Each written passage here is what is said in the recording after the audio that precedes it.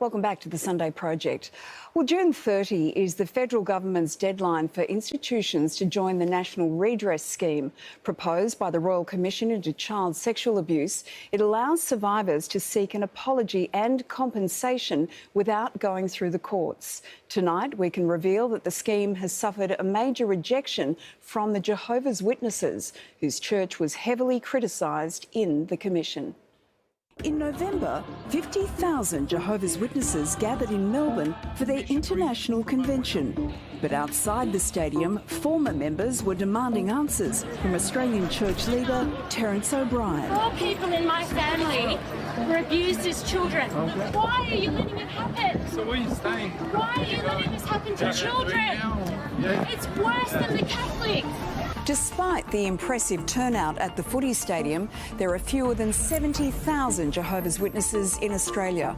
Yet their own records show there have been more than 1,800 victims of child sexual abuse involving 106 members or associates of the church. And the Jehovah's Witnesses didn't see fit to refer one of those cases to the police.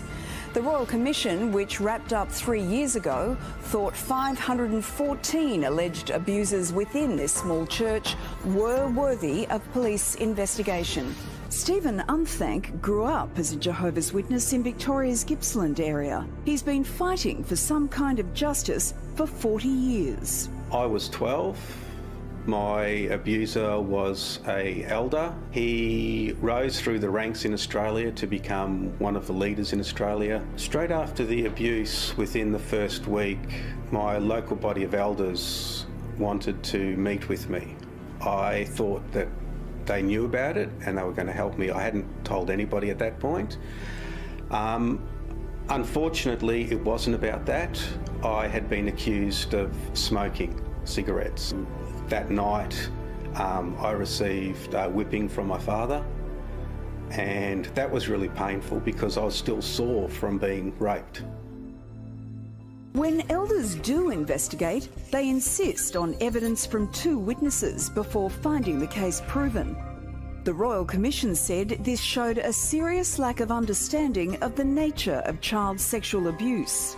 You see, someone who comes to you and says, I was sexually abused, but because there's no 2 witnesses, you don't accept it. You don't make that finding. They're left in a very difficult position, aren't they? We don't disbelieve a person who makes an accusation. That's why we investigate every accusation brought forth by the elders. Yes, but if there's not 2 witnesses, you don't accept it, do you? Because scripturally we're not able to. I know. This is an organisation that is based on secrecy and isolation. So it's an organisation that sees themselves separate to the laws. As a lawyer, Lisa Flynn has represented many survivors of sexual abuse at the hands of the churches.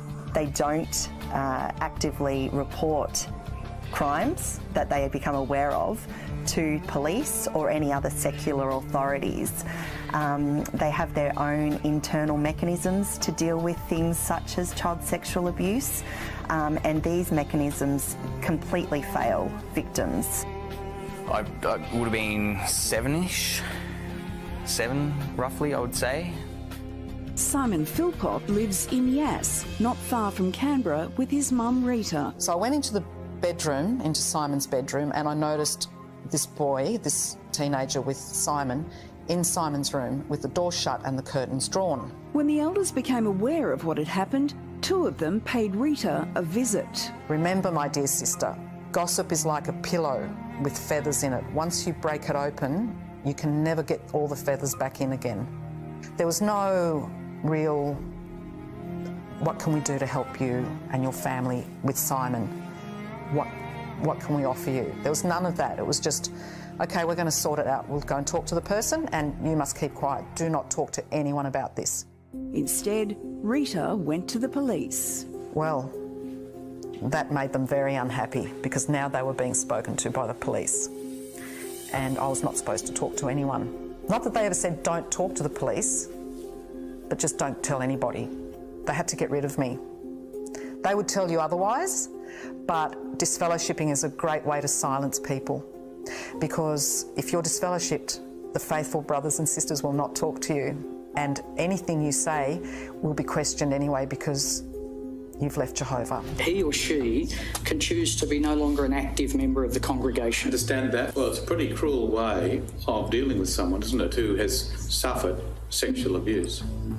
I could only repeat what I've said, Your Honour. I know that it's cruel, isn't it? To take away, by reason of the rules that you impose, all of their social structure. That's cruel. Last year, the Prime Minister directly addressed the institutions who had not joined the National Redress Scheme.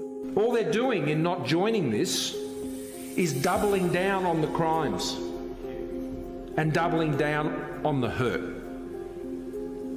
And so to them I say, who have not joined, join. Do the decent thing. Do the right thing. Do the honourable thing. But this latest news will come as a shock to the Prime Minister and abuse survivors. In response to our inquiries, the Jehovah's Witnesses Australasia gave the project this statement. The religion of Jehovah's Witnesses does not have the institutional settings that the Voluntary National Redress Scheme is designed to cover.